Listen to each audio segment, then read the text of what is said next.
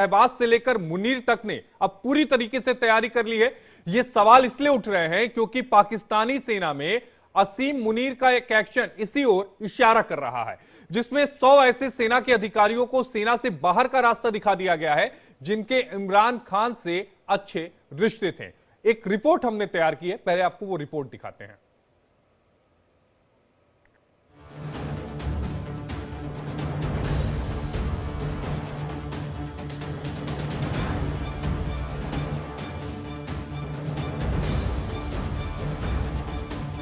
पाकिस्तान में इमरान खान वो नाम बन गए हैं जिनसे अगर किसी ने भी नाता रखा तो उसकी खैर नहीं।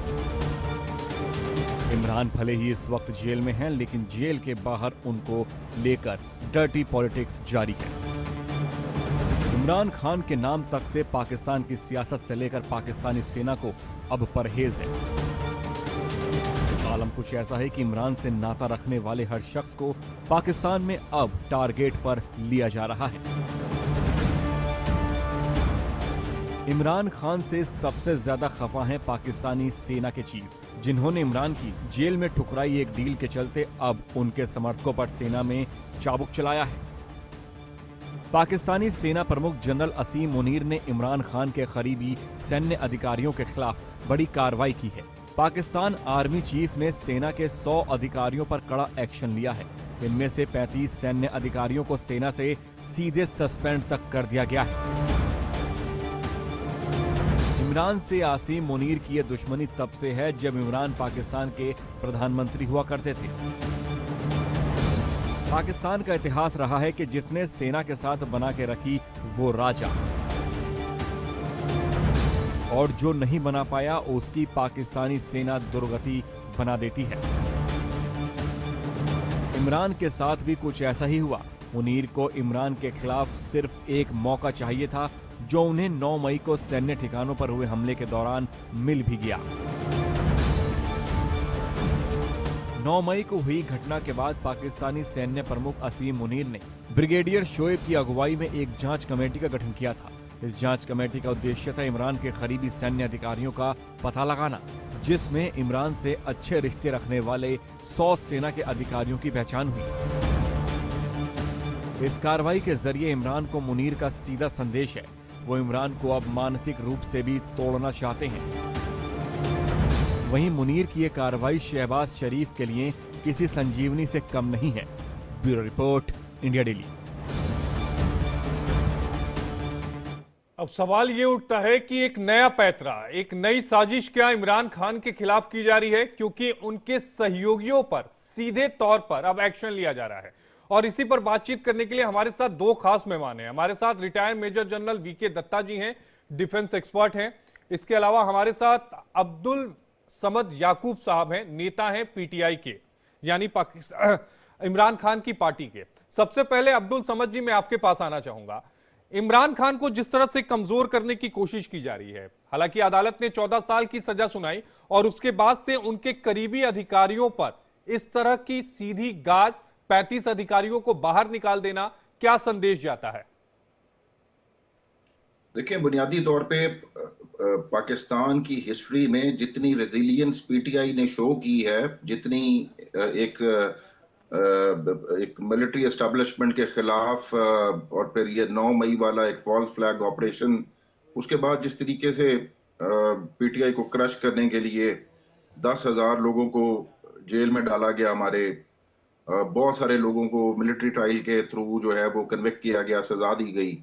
इस सब के बावजूद अगर वो कोई अचीव नहीं कर सके, जो कि आज अनप्रेसिडेंटेड है कि किसी पॉलिटिकल पार्टी की पॉपुलैरिटी को कम नहीं कर सके, उसको पॉलिटिकली एलिमिनेट नहीं कर सके।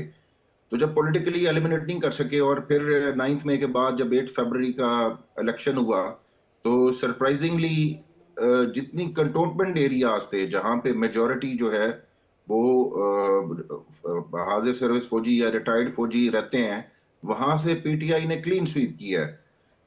ये बात साबित करती है इस बात को कि इस वक्त चाहे वो मिलिट्री हो, चाहे वो सिविल सोसाइटी हो, majority of them are with PTI, with Imran Khan. तो अगर आप आज तक जो मिलिट्री एस्टेब्लिशमेंट थी वो हमेशा ये समझती थी और बिलीव करती थी कि जिसके साथ जिसको वो चाहे उसको वो राजा बनाए और जिसको वो चाहे जेल में डाल दे। और अमूमन ये होता था कि आमतौर पे कि जो जेल में जाता था, जैसे नवाज शरीफ या इससे पहले बेनजीर, वो डील करके बाहर चले जाते थे।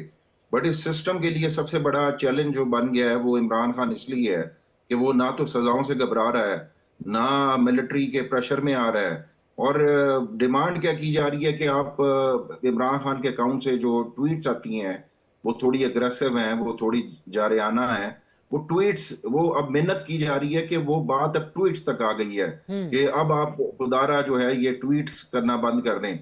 लेकिन ये बात, ये एक ट्रांजिशनल पीरियड भी है। मैं ये समझता हूँ कि ये एक साइलेंट रेवोल्यूशन है और पाकिस्तान जो है वो एक क्रॉस रोड पे, और पाकिस्तान जो है वो सिविलियन मेजर सुप्रीमेसी की तरफ जा रहा है। जिस साइलेंट जी। रिवॉल्यूशन की आप बात कर रहे हैं वो हम पाकिस्तान की सड़कों पर पाकिस्तान की आवाम के रूप में देखते हैं, लेकिन क्या वो रिवॉल्यूशन हमें सेना में भी दिखाई देगा? देखें, सेना क्योंकि एक प्रोफेशनल आर्मी है और जनरल साहब बेहतर समझते हैं कि प्रोफेशनल आर्मीज जो हैं वो किस तरीके से उनका क्या डिसिप्लिनरी कंडक्ट होता है। वो आपको ओपिनियन जो है वो आपको वैसे तो नहीं नजर आएगी, या वैसे तो वो डिसिप्लिन की खिलाफ वर्जी, वो तो उनका इंटरनल मैटर है। लेकिन मैंने आपसे ये कहा कि जैसे majority of the cantonment areas वहां से पीटीआई ने क्लीन स्वीप किया, तो ये सेंटिमेंट रिप्रेजेंट करता है कि चाहे रिटायर्ड आर्मी हो, और बल्कि हमारे तो एक रिटायर्ड जो ब्रिगेडियर थे वो बेचारे 76 ईयर ओल्ड, उनका तो मिलिट्री ट्रायल में उनको कन्विक्ट किया गया, उनको सजा दी गई है। तो यहां से अंदाजा करें कि हमारा तो पीटीआई का एक रिटायर्ड ब्रिगेडियर इस वक्त मिलिट्री कन्विक्शन में जेल में वो है, गुजार रहा है जेल। तो इससे अंदाजा कर लें आप। तो हमारे साथ और रिटायर्ड खदीजा मेजर, शाह का नाम है, इसका मैं जवाब लास्ट में हम जी याकूब जी, खदीजा शाह का नाम इसका लेना भूल गया। जवाब हम retired major general V K Datta ji से ले लेते हैं। वीके दत्ता जी, जो अभी तक कार्रवाई की गई है उससे ये बात तो बिल्कुल साफ जा रही है कि अगर इमरान खान से दोस्ती है तो सेना में नो एंट्री होगी आपकी। इससे क्या मनोबल पर असर पड़ेगा, खासकर सेना का? और इस तरह की जब चीजें की जाती हैं, टारगेट अगर करके सेना के अधिकारियों को निकाला जाए, तो फिर सेना के जो निचले स्तर पर या फिर बड़े स्तर पर जो अधिकारी होते हैं वो किस तरह की स्ट्रेटेजी उनके दिमाग में रहती है, या फिर वो क्या सोचते हैं और आने वाले समय में क्या कुछ हो सकता है? देखिए, ऐसा है कि जो कार्रवाई पाकिस्तान की फौज ने करी है, ये बिल्कुल एक जाहिर आपको नमूना दिखा रहे हैं कि एक डिक्टेटरशिप बाय प्रॉक्सी चल रहा है आज के दिन पाकिस्तान में। शाह नवाज और जो मौजूदा प्राइम मिनिस्टर है वो एक कठपुतली है, और कठपुतली किसके हैं? मुनीर के, पाकिस्तानी फौज के। और पाकिस्तानी फौज ने अभी क्या किया है कि जितने भी सिंपैथी रखते थे इमरान खान के साथ, या उनके फैन थे, या उनको लाइक करते थे, या वो कि सोशल मीडिया में उन्होंने कभी कोई मैसेज किया हो, तो ये जो आर्मी के अंदर इंटेलिजेंस विंग होता है ये सारी चीजों को मॉनिटर करता रहता है। और पाकिस्तान आर्मी के साथ में आईएसआई है जो पूरा इलेक्ट्रॉनिक सर्वेलेंस हर एक अपने नागरिक के ऊपर, ऑपोजिशन के ऊपर, सबके ऊपर रखती है। तो अब मैं मान लीजिए मैं हूं और मैं किसी काम के, अच्छे काम के लिए मैं बीजेपी की बड़ाई कर दूं, या मैं बुरे काम के लिए कांग्रेस को कुछ बोल दूं, तो इसका ये मतलब नहीं है कि मैं किसी पार्टी की तरफ लीनिंग हो गया, लेकिन एक न्यूट्रल आपका वो जहन होता है। आप अपना न्यूट्रलिटी के मुताबिक जो पॉलिटिकली कंट्री के लिए अच्छा है उसके बारे में आप बातचीत करते हैं। दूसरा, भारत के अंदर आर्मी और आर्मी ऑफिसर्स वोट दे सकते हैं जहां मर्जी, जिसको मर्जी जाके वोट दे, वो उनको एक स्पेशल होता है, नहीं तो बैलेट पेपर से भी वोट दे सकते हैं। तो इसका मतलब ये है कि अगर मैं आर्मी में हूं, अगर मैं इमरान खान को, मैं तरफ उदाहरण के तौर पे बोल रहा हूं, अगर मैं पाकिस्तान आर्मी में हूं तो मैं इमरान खान को वोट देनी है तो मैं इमरान को दूंगा, मेरे को शाहनवाज को देनी है मैं उसको दूंगा, तो मेरे ऊपर कोई कार्रवाई नहीं होनी चाहिए। अगर मैं डायरेक्टली एक पॉलिटिकल एक्टिविटी में इन्वॉल्व होके गवर्नमेंट के खिलाफ, जो चुनी हुई गवर्नमेंट काबिज हो उसके खिलाफ अगर मैं कोई कार्रवाई करता हूं, अगर मैं रिटायर्ड आर्मी अफसर भी हूं, तो मेरे ऊपर कार्रवाई हो सकती है। तो आज के दिन में जो 100 के करीब अफसरों को पर्ज, इसको बोलते हैं पर्ज करना। पाकिस्तान की फौज इतनी डरी हुई है कि वो कोई भी जो सहानुभूति रखते थे इमरान खान के साथ, उनके ऊपर उन्होंने एक्शन लिया है। कईयों को प्री मेच्योर रिटायरमेंट दिया है, कईयों को उन्होंने जो बोलते हैं उनको मतलब निकाल दिया गया जबरदस्ती, कईयों को बिना पेंशन के निकाल दिया गया। तो इसका जो इफेक्ट होगा पाकिस्तान आर्मी के अंदर, पाकिस्तान आर्मी ही डिमोरलाइज हो जाएगी।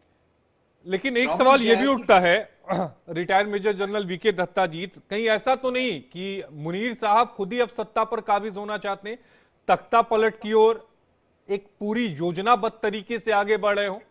आज इमरान देखिए- के सहयोगियों का नंबर आया है, उसके बाद शहबाज के सहयोगियों का नंबर आएगा।